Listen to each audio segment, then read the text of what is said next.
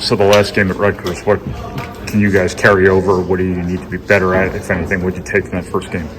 Yeah, probably really good first half defensively. We held them to a lot of shots we wanted to take. We forced them into a lot of bad situations. I thought we really did well in the first half. I think we need to continue that effort into this game.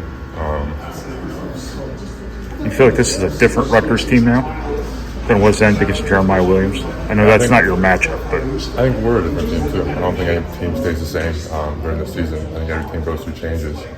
They changed, we've changed. There's two different teams that got to approach like that. How do you feel like you guys have changed? Just grown, evolved. I feel like we've figured out some things. Obviously, like last game, there's a lot of negatives to take from that, but I don't think it's fair to judge a team off of one game. I think we've done a lot of things offensively, and we're just a sharper team. Whether I know how you feel about some of those turnovers on Sunday, but is there something where you were saying they were able to time you up to try to strip the ball there, or something you've worked on with that? It's something I've been watching on film. Definitely ready for the team. Obviously, the team's going to try it again. I'm not done. The team's going to try whatever, try to stop us. So I'm going to see that again, and I got to be ready for it. You guys have done a pretty good job this year bouncing back from losses. There's just something about this team that's just kind of naturally buoyant. Is that experience? Is that maturity? Is that... I think we're just a group of competitors. No one likes to lose 2 in a row. We got one at home here. I think everyone kind of knows how important it is to bounce back from a loss. Everyone understands, and everyone's going to approach this game like that. How do you guys process kind of the knee-jerk reaction of things when you guys lose? It's the same for UConn. It's the same for all these other teams. When you lose, it's a bigger deal than it really is. Yeah. I think people like to judge teams based off their most recent game. Obviously, like every team has a bad game. Every player has a bad game. We're not robots. We're not robots. Everyone, we're human. We have bad games. We play bad games. We make dumb mistakes. But to judge a team off of one game, I don't think it's really fair. People are going to do it.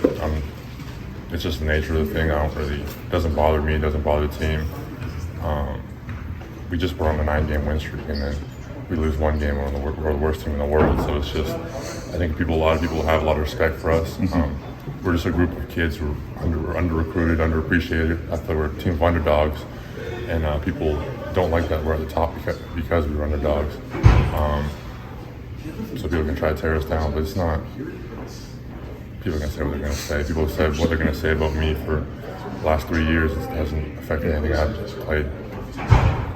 Speaking of that, Ethan's a guy who's helped you win in a variety of ways over the last few years. A couple of years ago, he took a lot more shots. He's become more of a defensive player. Now he's getting the ball in the right situations. How has he kind of evolved to just do different things and kind of help you off the bench?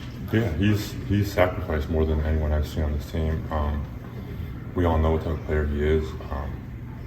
He knows what type of player he is, but he's taking in a role, and he's accepted that role on the team. I think you've seen it on the court.